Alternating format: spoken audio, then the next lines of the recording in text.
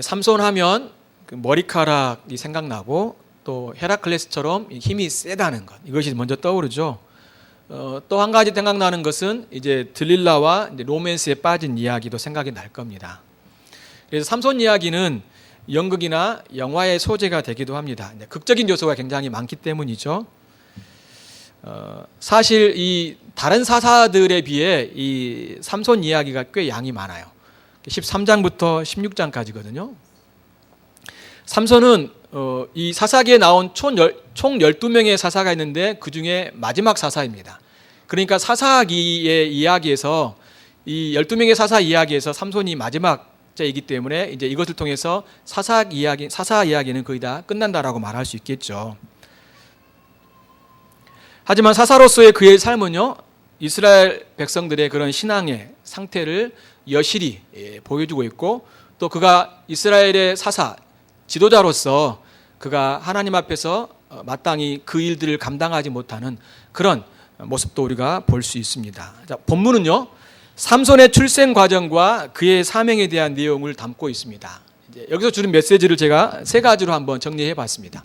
첫 번째 뭐냐면, 하나님의 심판에도 그 백성들은 하나님께 부르짖지 않는 모습이 나타납니다. 두 번째는 뭐냐면, 하나님이 이제 그들에게 찾아오시는 거죠. 그 백성들이 하나님을 찾지 않음에도 불구하고 하나님께서 그 백성들에게 찾아오시는 거예요.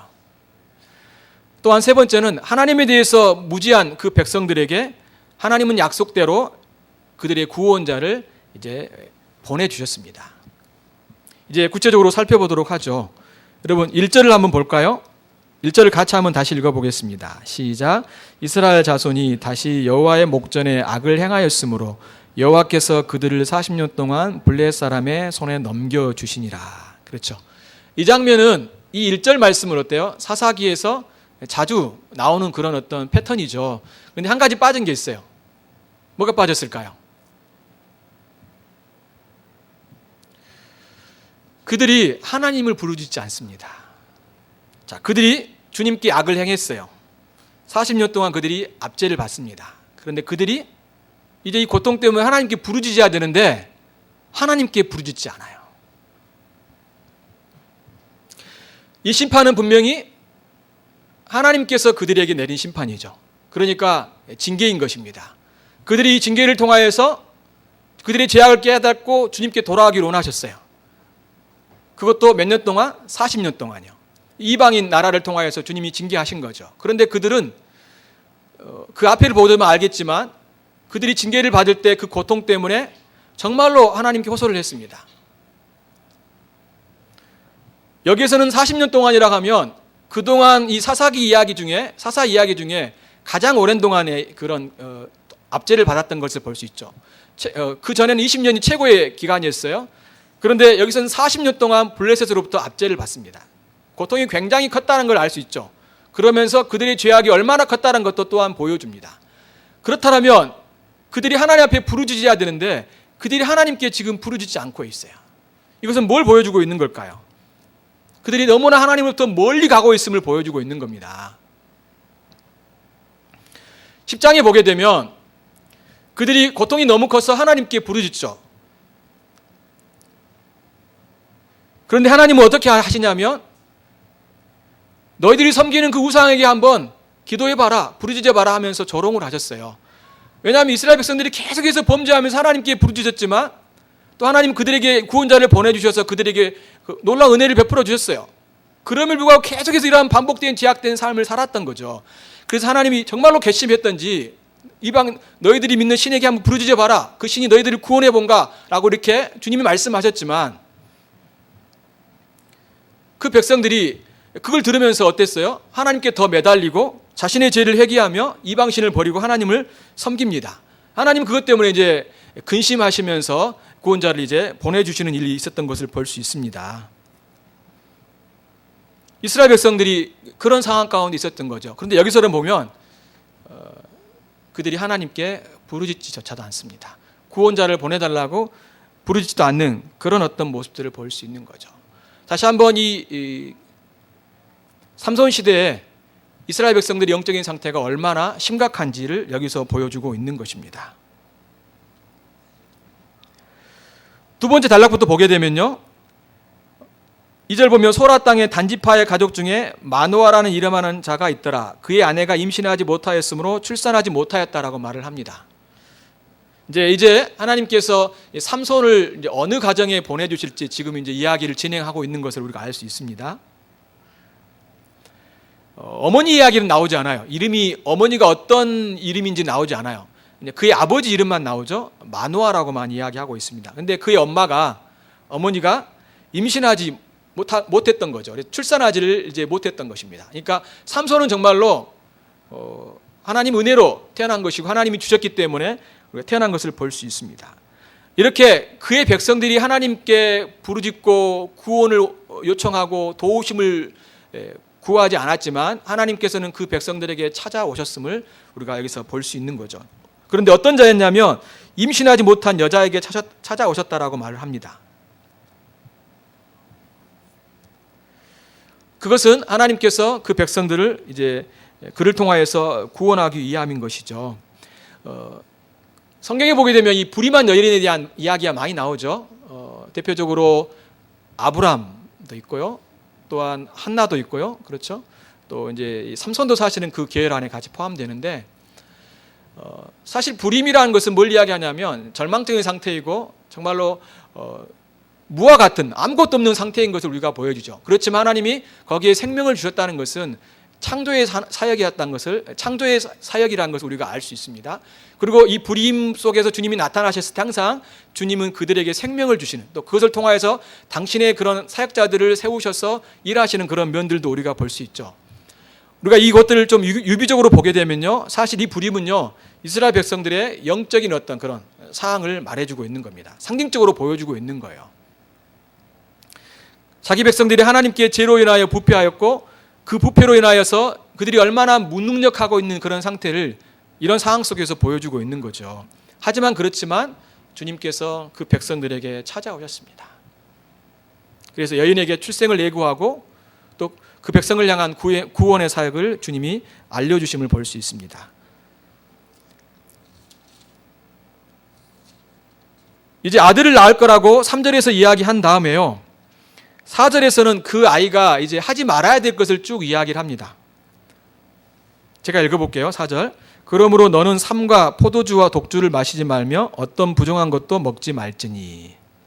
또 5절에 보라 내가 임신하여 아들을 낳으리니 그의 머리 위에 삭도를 대지 말라. 이 아이는 태어나 나옴부터 하나님께 바쳐진 나실인이 됨이라. 그가 블레셋 사람의 손에서 이스라엘을 구원하기 시작하리라 하시니.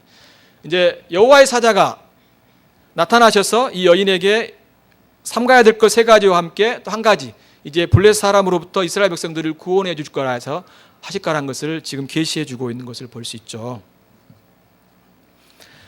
삼손은 누구였냐면 나실인이었습니다. 나실인.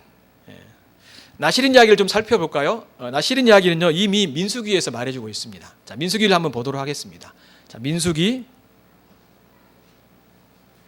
6장입니다.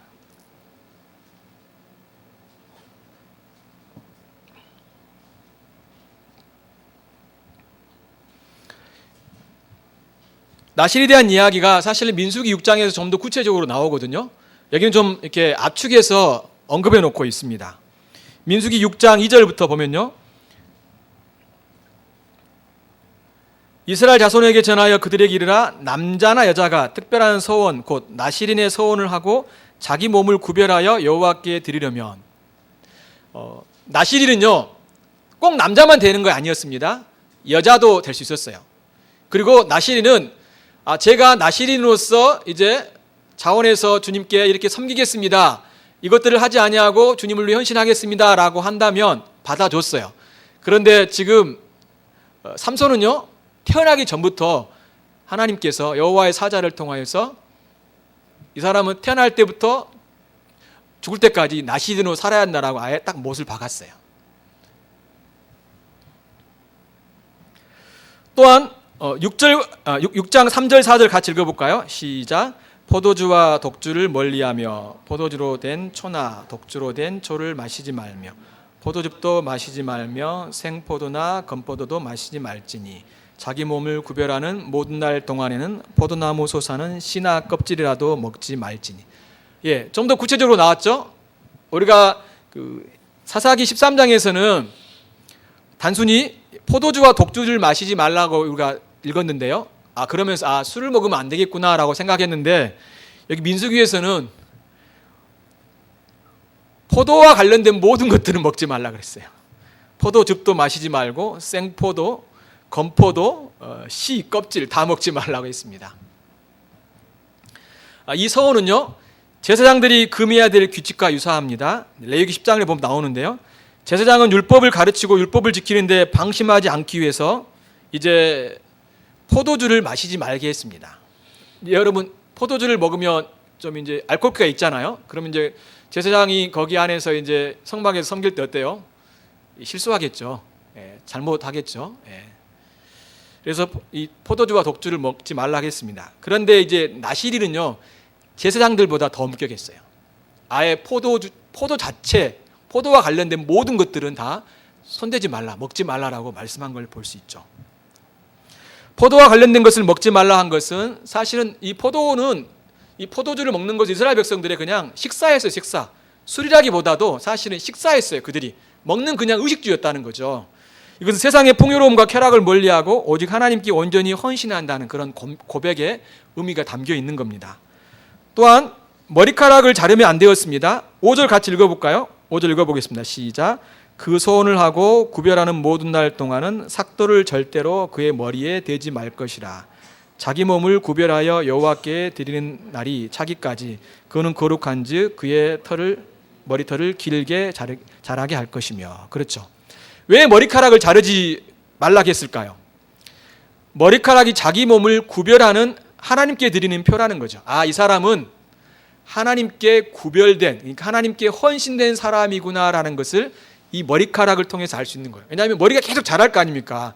그러면 이렇게 듬성하고 이렇게 아무튼 굉장히 다른 사람이 풍성할 텐데, 저 사람은 지금 나시린이구나, 하나님께 헌신된 사람이라는 것을 어때요? 이제 알 수 있는 거죠. 그러니까 거룩한, 구별된 하나의 이 표가 바로 이 머리카락이었다는 겁니다. 그러면 비슷한 사람이 있지, 한 사람? 대제사장하고 비슷하죠. 대제사장은 물론 많은 옷도 입지만 머리에 터번이라는 이 관을 쓰고 거기에 뭐라고 써 있습니까? 여호와께 성결이라고 써졌어요. 그렇죠? 그거 똑같은 말입니다. 성결이라는 말이 구별된다는 말, 그런 말인데 하나님께 바쳐졌다는 그런 의미인데, 사실은 나시린이 머리가 이렇게 많이 있다는 것은 대제사장이 관을 쓴 것처럼 똑같은 거예요. 그냥 만약 대제사장이 관을 쓰지 않고 여호와께 성결이라는 걸 쓰지 않고 만약 그 성소에 들어갔다라면 죽게 되는 거죠. 예. 나시린이 만약 머리를 자르면 어떻게 됩니까? 그건 나시린이 아니라고 말할 수 있는 거죠. 예. 그렇기 때문에 이 머리를 자르지 않고 계속해서 머리카락을 갖고 있는 것은 하나님께 바쳐지고 거룩한 삶을 살아야 된다는 표시로서 그에게 주신 거라는 거죠. 또한 시체를 가까이 하면 안 되었습니다. 6절부터 8절까지를 같이 읽어보겠습니다. 시작. 자기 몸을 구별하여 여호와께 드리는 모든 날 동안은 시체를 가까이 하지 말 것이요 그의 부모 형제 자매가 죽은 때라도 그로 말미암아 몸을 더럽히지 말 것이니 이는 자기의 몸을 구별하여 하나님께 드리는 표가 그의 머리에 있습니다. 자기의 몸을 구별하는 모든 날 동안 그는 여호와께 거룩한 자니라. 그렇죠. 물론 6절과 7절에서는 이제 머리카락과 연관을 지어서 설명도 했는데요. 6절에 보게 되면 시체를 가까이 하지 말라고 이야기합니다. 사실 일반 제사장들은 가까운 친척의 장례식에 참여할 수 있었습니다. 그런데 대제사장들은요, 참여할 수 없었어요. 시체를 보기만 해도 부정하게 되었습니다. 이처럼 나시린들도요, 부모의 시체가 놓여있는 장소에 들어갈 수 없었어요. 그런 면에서 나시린은 거룩함에 있어서 대제사장과 같은 그런 어떤 위치에 있는 것을 여기서 볼 수 있습니다. 정리해보면 포도와 관련된 것을 먹지 말라고 하는 것은 나시린의 서원이 바로 절제의 서원인 것을 말할 수 있고요.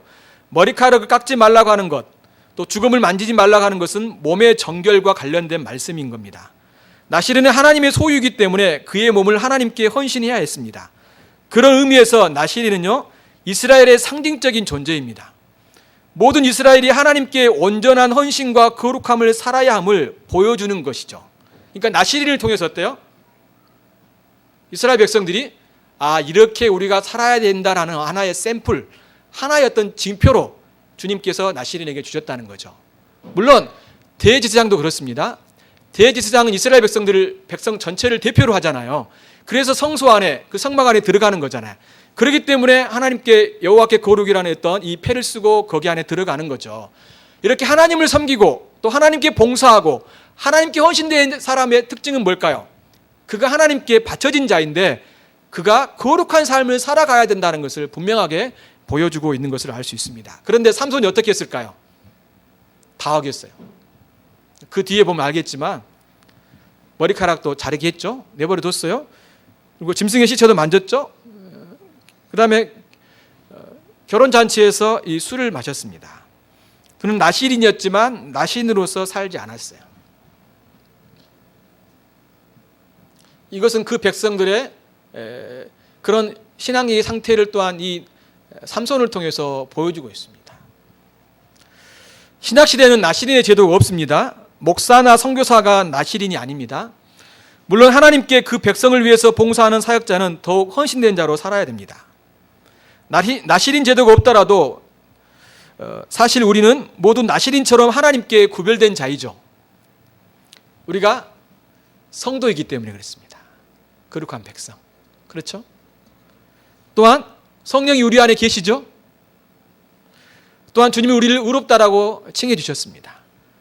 우리를 주님이 거룩하다고 말씀하시고 또한 거룩한 삶을 우리에게 요구하셨습니다. 하나님이 거룩하시기 때문에 우리도 거룩하라고 주님이 말씀하고 계시죠.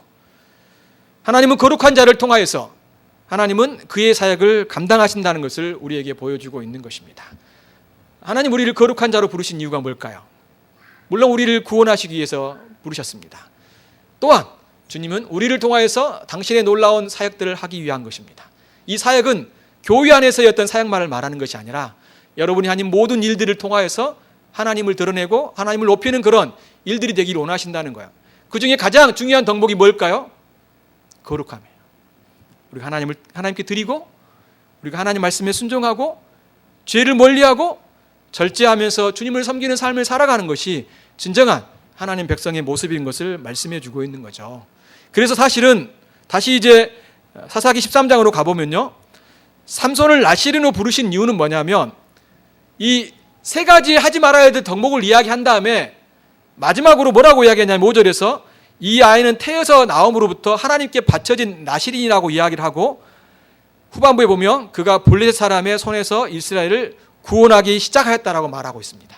그러면 하나님이 삼손을 부르신 이유는요, 단순히 나실인을 위한 목적으로 부르신 게 아니에요. 그를 통해서 이스라엘 백성들을 구원하기 위한 사사로 부르셨음을 말씀해 주고 있는 거죠. 이제 이러한 사실을 아내가 남편에게 알리죠. 6절과 7절에 보면 그런 내용이 나오는데요. 그런데 다시 보면요, 알리는 내용 중에 한 가지 빠진 이야기가 있어요. 지금 어떤 이야기를 들었습니까? 여호와의 사자가 나타나서 아들이 있을 거라고 이야기하고 또 먹지 말아야 될 거, 또 금해야 될 거 세 가지를 이야기하고 마지막에는 블레셋 사람의 손에서 이스라엘을 구원하기 시작하리라고 말씀하시면서 이제 블레셋 사람으로부터 그를 통해서 이스라엘 백성들을 구원하실 것에 대한 이야기를 했거든요. 근데 이 여인이 남편에게 어떻게 이야기하냐면 앞에 두 가지는 이야기하는데 하나님이 블레셋 사람으로부터 우리 백성들을 구원하실 거라는 이 말씀은 하지 않아요. 이것은 뭘 보여주고 있을까요? 이 여인의 관심은 하나님께 있기보다도요, 자기에게만 있는 거예요.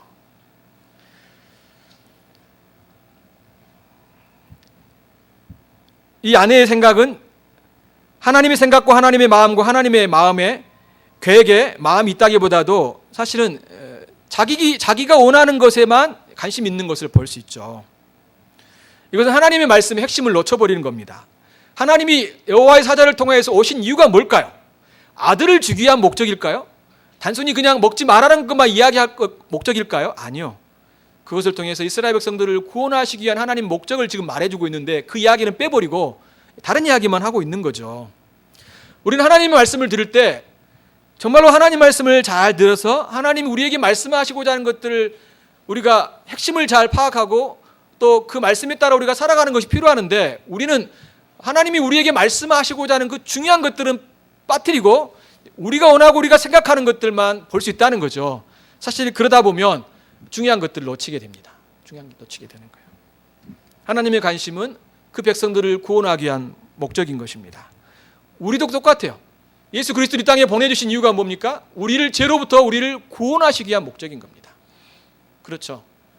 죄를 멀리하고 거룩하기를 원하시고 하나님을 닮기를 원하시고 우리가 궁극적으로 하나님의 형상이 회복되는 그런 놀라운 계획을 가졌기 때문에 그 계획을 성취하기 위한 목적으로 예수 그리스도를 우리 가운데 보내주셨고 또 우리를 교회 안에 두셨고 그것을 통하여서 하나님을 섬기게 하셨던 것을 볼 수 있습니다. 근데 우리는 그것에 대한 관심보다도 다른 것에 마음을 둘 수 있어요. 나의 현재의 문제에 빠질 수 있고 나의 어떤 급한 문제에 빠질 수도 있죠. 하나님의 관심보다도 우리의 생각들이 더 우리가 원하는 것들에 대해 관심을 가질 수 있다는 거죠.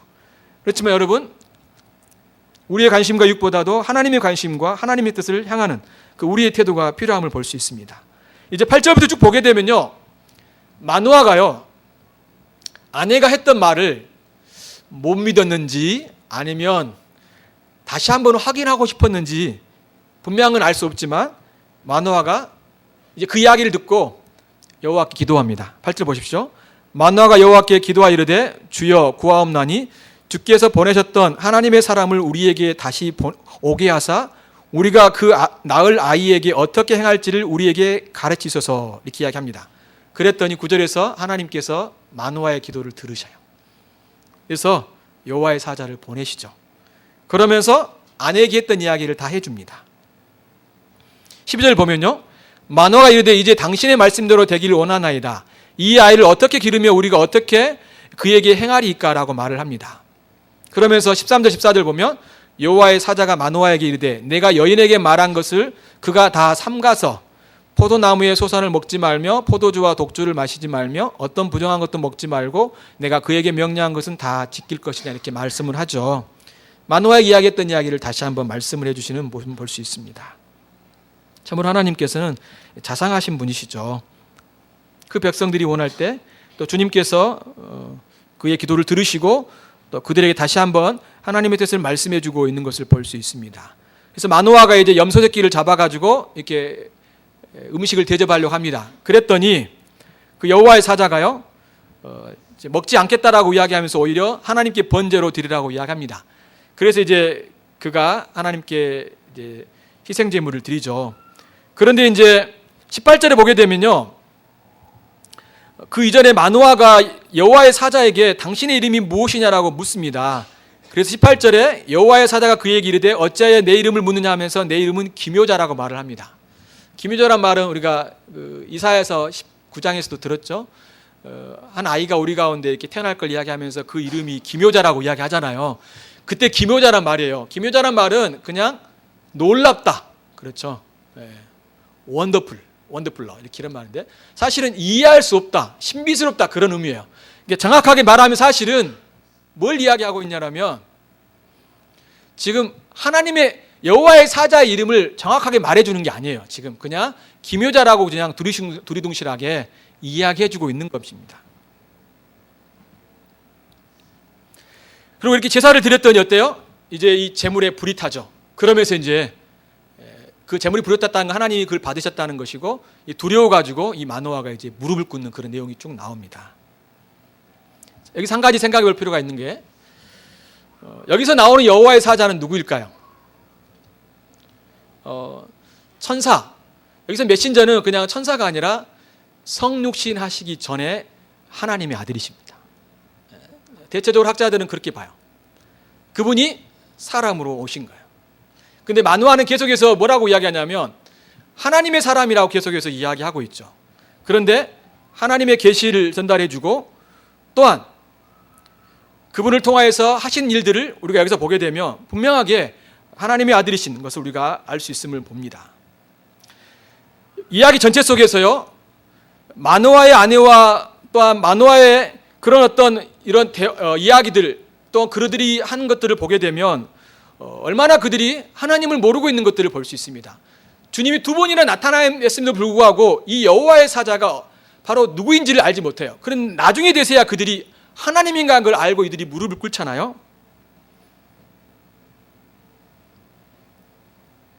자, 20절 보십시오. 불꽃이 제단에서부터 하늘로 올라가는 동시에 여호와의 사자가 제단 불꽃에 휩싸여 올라간지라. 마노아와 그의 아내가 그것을 보고 그들의 얼굴을 땅에 대고 엎드리니라. 여호와의 사자가 마노아와 그의 아내에게 다시 나타나지 아니하니 마노아가 그제야 그가 여호와의 사자인 줄 알고.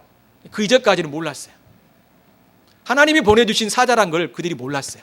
그냥 계속해서 하나님의 사람, 그러니까 하나님의 사람이란 것은, 구약에서 하나님의 사람이란 것은 선지자를 이야기하는 겁니다.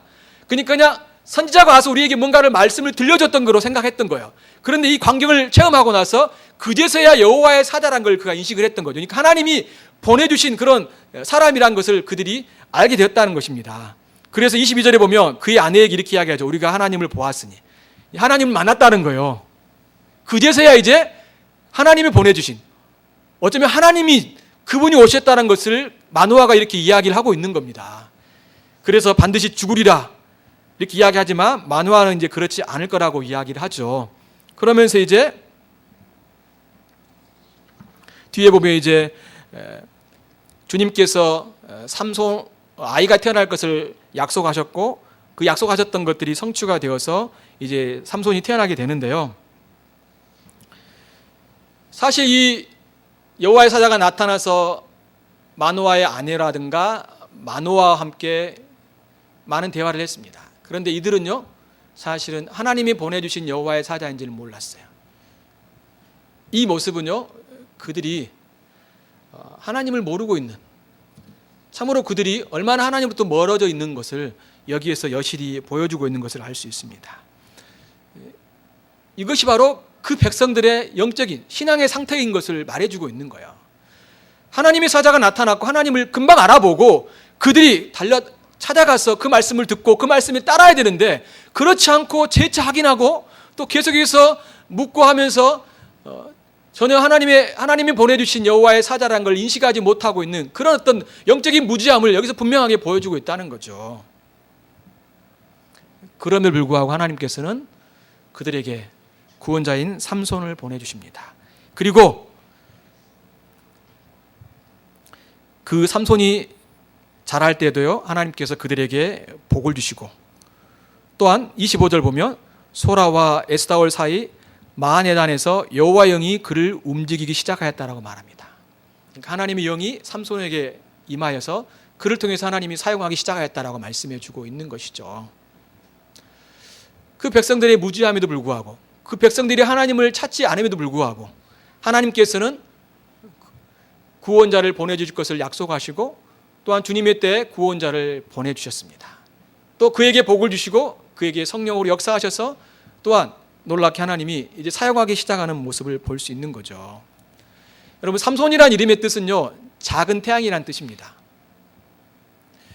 대개 학자들은 이 작은 태양, 이 삼손이라는 이름이 아마도 하나님을 만났고 그 하나님에 대한 체험에 대한 간격으로 어떤 신앙이 담겨있는 이름으로 그 삼손이라는 이름을 지었다기보다도 이 작은 태양이라는 것은 그 당시에 이교도들이 섬기는 그런 모습이 이 이름 속에 담겨져 있다라고 말을 합니다.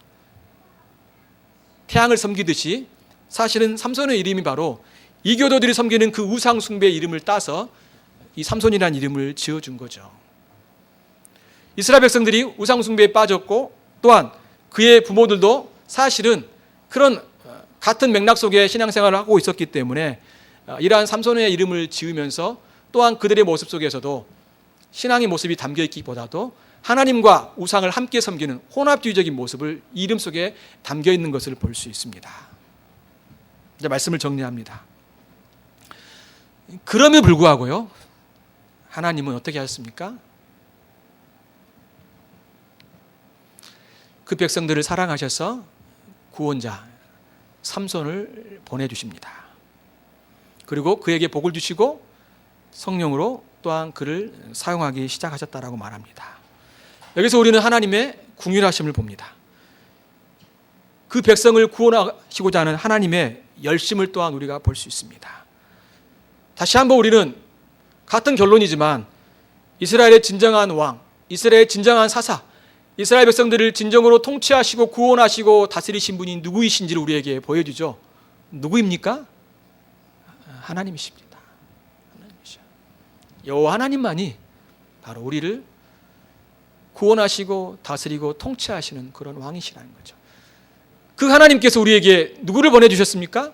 예수 그리스도, 하나님의 아들 되신 예수 그리스도를 보내주셔서 우리 연약함에도 불구하고 주님께서 그분을 통하여서 우리를 구원하시고 또한 그분을 통하여서 당신의 놀라운 신실함과 당신의 사랑과 당신의 열심을 우리에게 보여주심을 우리가 알 수 있습니다. 사랑하는 성도 여러분, 우리가 살아가는 이 세상이 어쩌면 하나님 말씀을 떠나고 또 신앙을 떠나고 많은 사람들이 세상을 살아가며 우상을 숭배하고 또 교회를 다니기도 하지만 또 다른 걸 사랑하고 또한 우상을 숭배하면서 살아가는 이 시대 가운데 있지만, 사랑하는 성도 여러분, 하나님은 여전히 당신의 구원의 계획들을 성취해 가시고 역사해 가시는 신실하신 하나님 것을 다시 한번 우리에게 말씀해 주고 있습니다. 그렇지만 이 마노아와 이스라엘 백성과 또 마노아와 그 마노아의 그런 모습들을 보면서 너희들은 그러한 모습을 갖지 말 것을 우리에게 또한 교훈해 주고 있는 것입니다. 그들의 악행, 반복적으로 계속해서 하나님을 떠나고 범죄하고 하는, 또 심판 중에도 하나님께 부르짖지 아니하고, 또한 이 부부의 모습 속에는 하나님의 계획에 대해서 무관심하고, 또한 그들이 하나님을 두 번이나 배웠음에도 불구하고 하나님을 알아채리지 못하는 그런 무지함을 우리는 여기서 봅니다. 다시 한번 그들의 모습을 통해서도 우리에게 너희들이 하나님을 찾고 또한 하나님을 알기를 힘쓰라, 또 하나님과 가까이 하는 삶을 살아라고 우리에게 그들의 모습을 통해서 간접적으로 또한 우리에게 교훈해 주고 있다는 것입니다. 사랑하는 성도 여러분, 이 사사시대의 사람들처럼 또한 이 부부처럼 우리는 이러한 모습으로부터 돌이켜야 될 것입니다. 또한 기억해야 될 것은 그럼에도 불구하고 하나님께서는 그 백성들을 사랑하시고 당신의 놀라운 구원의 계획들을 이루어 가시고 성취해 가시는 신실하신 분이라는 걸 여러분이 기억하시면서 낙심하지 말고 주님 붙들고 주님 열심을 우리가 기억하면서 따라가는 여러분의 삶이 되시기를 바랍니다.